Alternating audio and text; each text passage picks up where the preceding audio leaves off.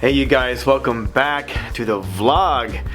Hope you got something out of yesterday's video on exposing for light. It was interesting for me to make because I didn't realize how difficult it is to start from scratch on explaining how to capture light and go from there.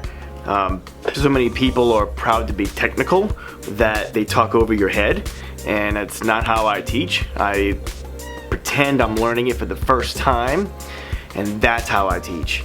Because if you don't get the basics, you'll never understand anything advanced, and you'll never grow, so it doesn't do you any bit of good, honestly. Today I wanted to keep on continuing with the natural light theme. My hashtag for my business, my brand, is hashtag simple, clean, beautiful. I have taught photographers all around the country on using multiple lights outside during the day. I'll show you an image or two of that in a minute. And while I, as a photographer, like those cool things to do, as my business model, I want it to be known for simple, clean, beautiful. If it's simple and you photograph it in a clean way, it's gonna be beautiful. And a lot of my brides and clients these days, I'm so proud of them because I keep telling them it's about the subject, not the background. When I walk into a hotel room to photograph a bride and her girls getting dressed, and I'm doing like the details or her with her earrings or something like that, I will sacrifice background all day long for better quality of light. Good light will absolutely kill it compared to some background you wanted, but the lighting is terrible. It's just like YouTube videos. If the sound is really good, you can kind of get away with a little bit less quality of the video, but if you get both of them together, it's like magic. Same thing. So remember yesterday how I was explaining to you that where you put the shadows is actually where the definition of the object, the shape, the texture is. If you're a landscape photographer and you're photographing mountains and you're looking at a mountain scene, okay, and you're out there in the morning and you see that sunlight coming up and you see how it's gracing across your canvas. You're looking at your screen as if you were, looking through that little rectangle, and you're like, oh man, look how it looks here. Come back at noon. You're gonna look at it. It's gonna look flat. It's not gonna look as texturally curvy, detailed as if when the sun is a lot lower. So if you go out to your location at 3 times of the day, the morning, high noon, late in the evening, go do that and you will see an absolute difference in all 3 shots. It won't even look like the same area. The vastness of whoa happens at morning and late day. I have not seen too many high noon, meaning no clouds, okay? High noon, remember sunny 16 rule? From 10 to 2, it's usually not the best light to work in, depending on your background, of course. But if you stick to your guns as far as that sunlight needs to always be on a 45-degree angle, working outside will be so much easier.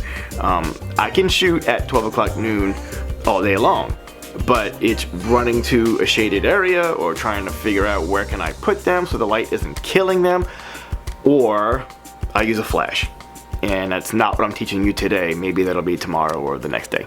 But behind me are these 2 images that I did recently at a client's house. The challenge of going to somebody's house and never being there before, you need to walk into a room and see where is the light good. Sometimes where they think they want to be photographed is not the best quality of light. Remember, good light is always better than a good background. Trust me. So, look at this shot over here. Throw it on the screen. Look at this little baby's face.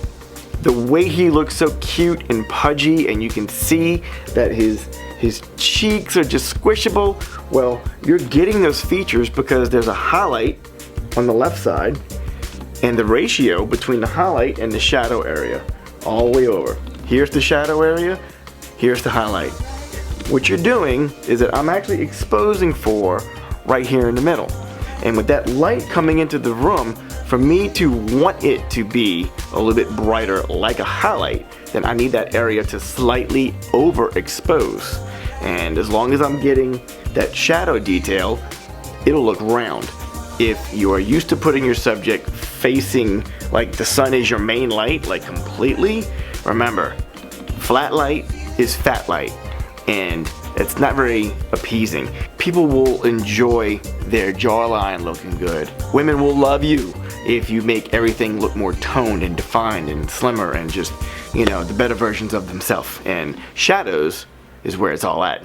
So this image over here of Dad playing with the baby, we went into the back room, and the way that window light was coming in that room at the time that we were there, for me it was beautiful. But look at this baby. Look how he's grabbing Dad. One, I love movement. I compose all day long. I love movement. I love candid. I like to get my clients set up. I'm more of a director than anything as a photographer, doing portraits. I get you where I need you to be, and then I like to push you a little bit. I like to tell you a joke. I like to make you and your girl do something, you and your baby do something. It's the action that I love so much, with the correct lighting, with the correct angles.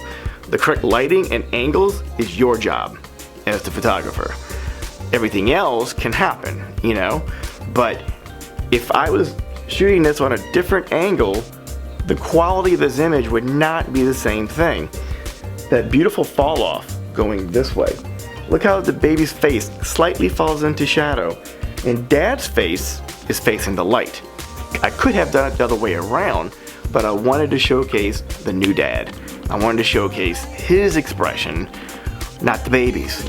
You can see the babies, of course you can. I don't need the baby in complete darkness, but look how cute that is. It looks like I just captured a moment and it just looks right. It just looks like, oh, that's a really pretty picture. But people don't realize what goes into creating a pretty picture, and that's okay. That's what you and I are here for. You know, if you're trying to do this on a pro level, this will be your everyday, every minute of the day. Your eyes will always see what I'm showing you. Today is Tuesday, the 8th. Now, I have a wedding on Friday, so I cannot deliver you a video on Friday. So we're gonna make the best of the next the next 3 days. So after this video goes up, tomorrow I'm gonna touch on flash with natural light, and Thursday we're gonna touch on color. And all of these things you can do in the camera on manual mode. You can use a program mode, but I want you to learn manual first, okay? That's my client. So I want you to do all of these things on manual mode. Once you understand how to expose for it correctly, you can use the program modes.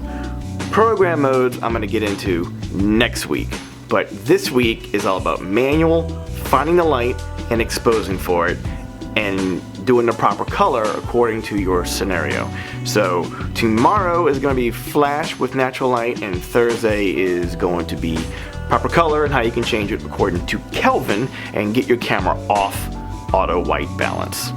You know that color stinks. It's not always on. Some cameras are really good at auto white, but I'm gonna show you where it messes up big time.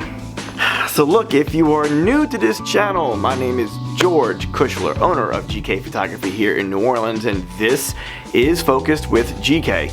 And I love to give you vlog style material that's more raw and real and not so much produced with a lot of graphics. I can do these videos for you much quicker this way, and my ADD creative brain needs to record this thing, edit it, and get it out on the same day. If it happens a day or two later, it's gonna take another day or two to get around to editing the video, and that just hurts my soul. So whenever you see these vlogs from me, normally they are within 12 hours of me actually shooting these suckers. So look, this is how you stay focused on your dreams. Practice, practice, practice, practice, practice. Know your end goal. Write down your weaknesses. Write down your weaknesses in the comment section. So future videos, I can do a video based on one of your weaknesses, and you can hit rewind all the time on the videos. There's no secrets in photography. There really isn't. Not as far as exposing for the light and what f-stop does what and what shutter speed. All of this is just, it is what it is. It's real. How you get creative with your knowledge is what makes you you as an artist. But none of this is a secret, which is why I'm happy to share it. I don't really have many secrets. Me as a photographer, I love people. I love the communication. I love to make people laugh. I love to be involved in such a big deal like a wedding, a corporate event. There's nothing, oh man, the stress of doing food photography for the head chef at the Marriott, and his boss is in the room watching me work. There is no pressure like that, and I love it when you take the picture and you get the oohs and ahs looking at your camera. It's a cool way of telling you good job. I dig it.